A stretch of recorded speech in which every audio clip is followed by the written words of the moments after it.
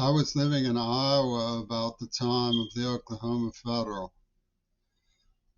And until that time, I biologically did not know that I had been kidnapped off the street on a freezing cold day because Evan Nauer said that I was hiding hate for Leslie Katz. I was screaming from a pre-seizure condition induced by the Green Party who had implanted a neuroplasm with Attica State, Zionist psychiatry, who also tortured Mackenzie Shirilla. I lay with my face pressed to the cement. My eyes were counter-dilating and expanding, and I was having ocular gyrations. It was like being hit in the head with a sledgehammer. I was pressing my face to the cement for comfort, screaming and screaming. And then I could see the Pittmans pull up in a stolen car. I was trembling and shivering, freezing, afraid to go to school for fear that they would be there waiting for me. This is late in life. This was before I met Jeannie, but just before I met Jeannie, I was in prison and jail for Polk County for 3 weeks, in isolation and that. I didn't want it to happen again that I couldn't understand people because I was deaf. My hearing aids had shorted out in the humidity. I was getting cancerous growths on my face. And this no doubt has Seattle laughing because they partied hard over how they pulled it with Rosa Monteleone and Peter Gabriel. They still put fork symbolizing hospital violence in the garbage today. So I'm not clearly dealing with criminally insane. I don't know where you get the idea that you can accuse me of not respecting you. I advise you to get it through your head that I don't respect you. I don't know what sort of Zionist wannabe would create a poison pretzel around torturing a deaf man, but I have no kind words for you. None. Now, what they did was they made it political. See, America, I'm an ethical person. I don't put political connections in with law enforcement. Political connections are not my idea of law enforcement. But when you look at the tawdry examples that exist in our civics, everybody is a chain of brotherhood when it comes to political connections as a function of law enforcement.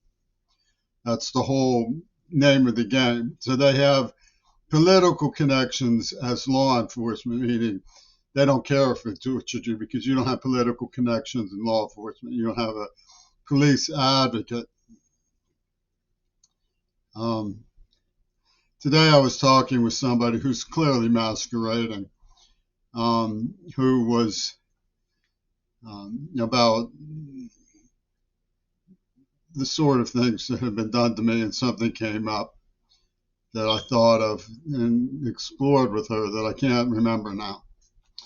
If it comes back to me, I'd like to have it on tape because it seemed to me to be a cruel example. Oh, I do recall some of it. We had a case, Rashid was due for tenure, but he got bounced and they brought in Ralph Proctor, who considered himself a warrior of Africa, and always talked about having a loading gun on his lap on his rocking chair. And he talked about hospital violence, where we learned that innocent people get poisoned because they symbolize things. Yeah. And they make up any story. It's pure fabulation, but they can get away with it. And they say, we're not sorry for anything we did, only that it had to be you.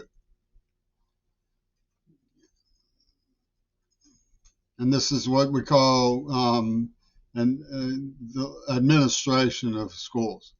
So I didn't realize I had been kidnapped that day in the freezing cold day that had fused the neuroplasm, shot in a horrifying seizure condition, which they tampered with and pumped in dopamine and Atenolol until it gave me Parkinson's. The criminally insane at the Dakota, avenging World War II for the Tojo Mafia spider block of super rich celebrities who laugh about stealing laundry money. Yeah, I mean, it's like, so they're buzzardly, they're pilchers. Roger Waters is a sadistic criminal pilcher. He says, it's my private business whether I have $300 million. It's going to be your private business whether you will pass a blood exam, queer ball. And he's working with Donald Trump on the AIDS virgin pendulum, Foucault pendulum of AIDS virgin that monitors the House computer for Putin, Rumpelstiltskin. I mean, Tony Levin and Parvana Turkamani. I mean, the magnates of Hamas. I mean, that dude, Cash Patel or whatever is going to the FBI. Knows how his popular picture has eyeballs that are out of synchronization. See, they make like a visual computer joke of the Blinken idea that Queerball was hiding something he did dirty, when in reality, I couldn't remember being kidnapped and tortured on a freezing cold day. So he's out to balance his hemispheres by ripper murdering over the penny line, I guess, with Clint Eastwood and the Black Panthers. See, that's the way it stacks up. You know, you get the Black Panthers saying, we're going to sue Queerball. What we're going to do is look at the evidence that the Green Party murdered my father is what we're going to do. And they're going to say, oh, well, Clint Eastwood smoking gun tells you all you need to know about Jimmy Carter's sympathies in the matter. Jimmy Carter's sympathies in the matter. See what I'm saying? It's political connections. That's nothing to do with law enforcement. So they murder people and torture them and rape them and put neuroplasms in their head and condition them for traumatized obedience to sexual slavery when they're little children to violent, brutal, deranged-minded adults. And then when it leads to an abortion, they jump down out of the church woodwork and point the black man's finger at the queer ball. And this they call a provincial norm. That's what they call it. They call it a provincial norm.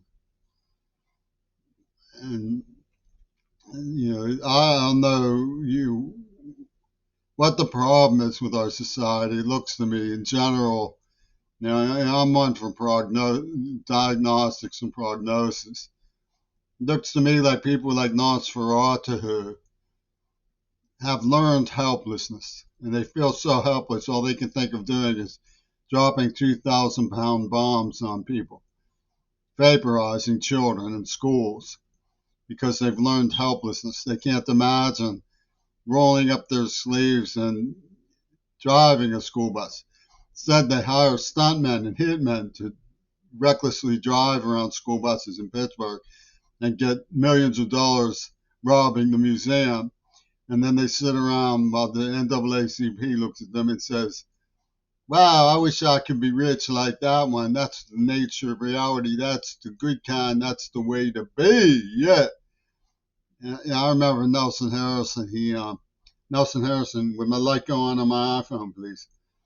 Nelson Harrison, he said, you know, the way I put things makes him want to write them down, but I could see, I read between the lines of that. I scribbled between the lines of that. What he was saying was, you put things so well, I want to sick my dog on you, white motherfucker.